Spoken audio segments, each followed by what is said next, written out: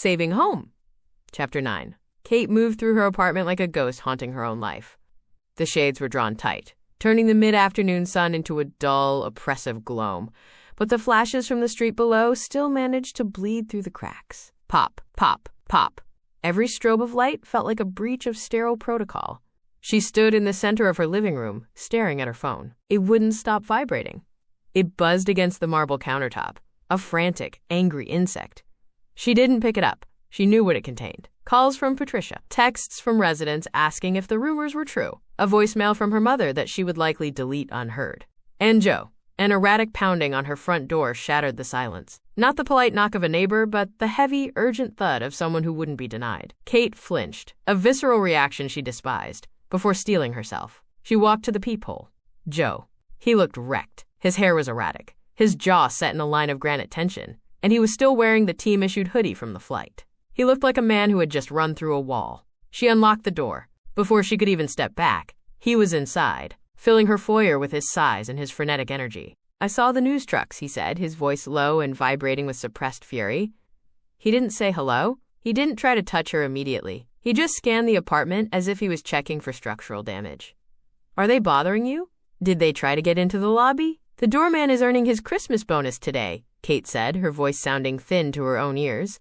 She walked past him, putting distance between them. They're outside. For now. Joe kicked the door shut behind him and followed her into the living room. I talked to the team publicist, Anna, on the ride over. We have a strategy. Kate turned, crossing her arms over her chest, a defensive barrier against the chaos he had brought into her sanctuary. A strategy? We need to get ahead of this. He began pacing, his movements sharp and agitated. Right now, they're filling the silence with garbage. Mystery blonde. Distraction. They're digging, Kate. One of the beat writers already asked about your residency records at Duke. The air left Kate's lungs.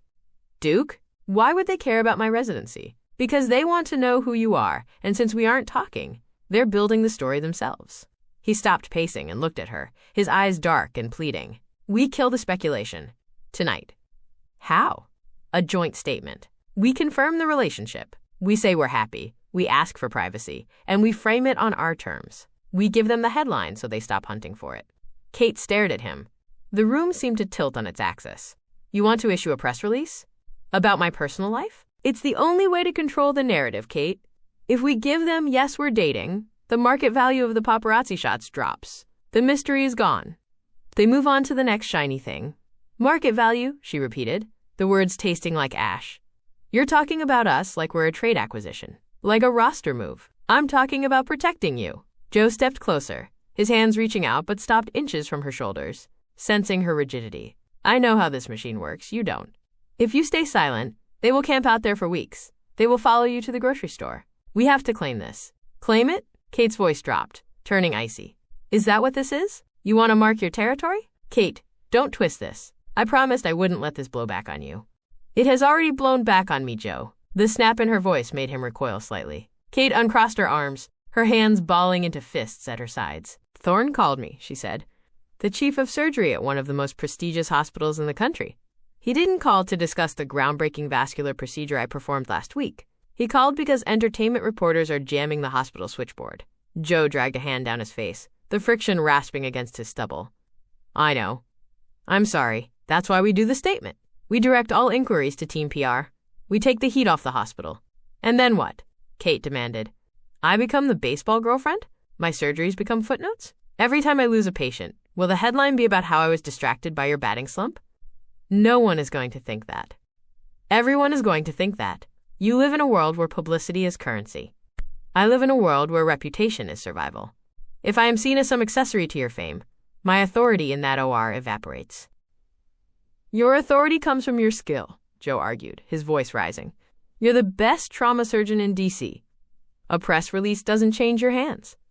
It changes how the world sees them. She walked to the window, peering through the sliver of light at the sharks circling below. You don't get it.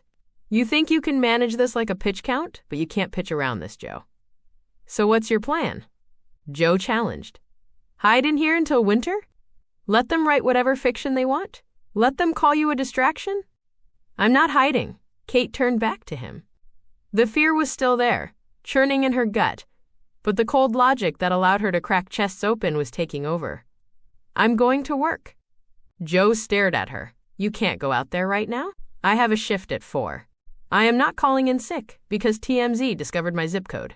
Kate, there are 20 photographers out there. It's a zoo. Then I walk through the zoo. I'll drive you. He grabbed his keys from his pocket. We'll take the SUV. Tinted windows. I'll pull into the underground garage. No. The word cracked like a whip. Joe froze. No. If you drive me, if we show up together. That is the statement. That is confirmation. She walked to the hallway closet and pulled out her trench coat. It validates everything they're writing. It says I need Joe Russell to escort me to my own job. It says your boyfriend gives a damn about your safety. My safety is not the issue. My autonomy is. She shrugged into the coat, buttoning it with deliberate, shaking fingers. You want to protect me? Then stop trying to own the situation. Stop trying to manage me. I am not trying to manage you. You are. You wrote a press release without asking me. You talked to this Anna person. You decided the best course of action was to announce us to the world. She looked up at him, her eyes dark and fierce. I am not a public figure, Joe. I did not sign a contract that included media availability. I will not let your world swallow mine. Joe stood there, chest heaving. The gap between them filled with frustrated energy. He looked helpless, a feeling she knew he hated. He was a man of action, a protector, and she was denying him the only tools he knew how to use. I can't just let you walk into that mob, he said quietly. You have to. She grabbed her bag. Because if you step out that door with me, if you put your arm around me and wave to the cameras, you aren't protecting me. You're erasing me. She moved toward the door. Joe blocked her path. Kate, please, just wait until dark, or let me call security. I don't need a bodyguard. I'm a trauma surgeon. She met his gaze, holding it until she saw him flinch. I deal with gunshot wounds and car wrecks. I can handle a few flashbulbs. This isn't about physical danger. It's about them tearing pieces off you. Let them try. She stepped around him. He turned, his hand twitching as if to grab her, to stop her, but he held back. If you walk out there alone, Joe said, his voice rough, you're fighting a war with a scalpel. Better than fighting it as someone's trophy, she said. She opened the door and walked out. The elevator ride down was a slow descent into hell. Kate watched the numbers tick down, 10, 9, 8, and used every floor to construct her mask. Chin up, shoulders back, eyes forward, neutral expression. It was the same face she wore when walking into a waiting room to tell a family their father was dead. It was a shield of absolute, impermeable professionalism. When the elevator doors opened in the lobby, the doorman, usually a jovial man named Henry, looked at her with pity. Dr. McCormick, he murmured. There's quite a few of them. The back exit is blocked too. Thank you, Henry. She didn't hesitate. She pushed through the revolving glass doors and stepped onto the sidewalk. The noise hit her first. A wall of shouting. Doctor! Kate! Over here! Is it true about the engagement? Look at me, Kate. Give Yus a smile. Then the light? Even in the daylight, the flashes were blinding.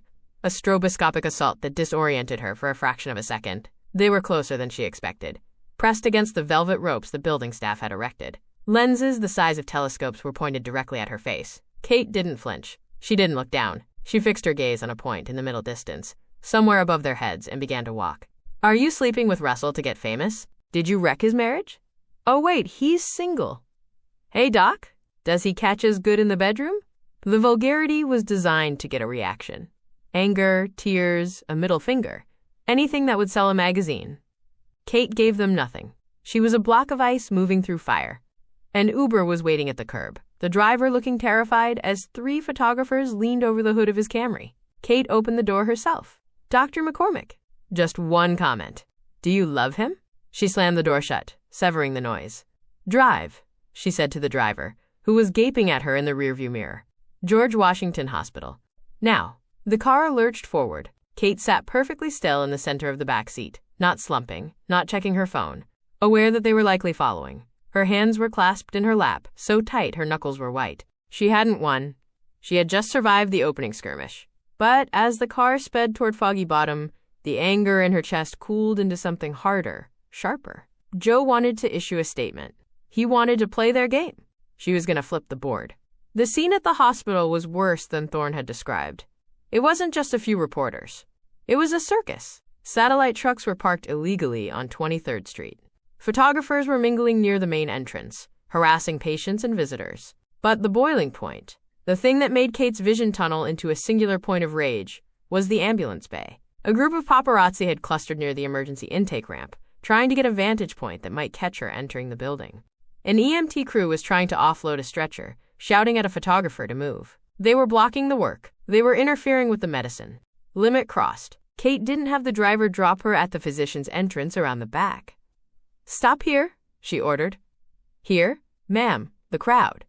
"Stop the car." The driver braked. Kate stepped out onto the sidewalk, right in the thick of it. The swarm turned toward her instantly. A collective intake of breath, then the shout. "There she is!" They surged forward. Microphones were thrust in her face. Cameras clicked like a cloud of locusts. "Doctor! Doctor! Is Joe coming?" Kate didn't retreat. She didn't walk toward the hospital doors. She threw her bag onto the pavement and walked straight toward the group, blocking the ambulance ramp.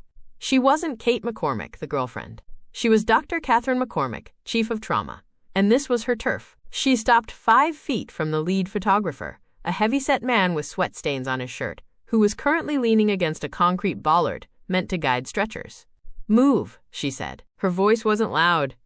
It didn't need to be. It had the cutting frequency of a bone saw. The photographer blinked, surprised by the direct engagement. He smirked, raising his camera. "Just give us a quote, sweetie. Tell us about the catcher's mitt." Kate stepped into his personal space. She didn't look at the lens. She looked directly into his pupils. "This is obstructive access to a level 1 trauma center," she said, her diction crisp, every syllable a hammer strike. "Under District of Columbia Code, obstructing emergency medical services is a misdemeanor carrying a fine and potential jail time. Furthermore, you are on private hospital property."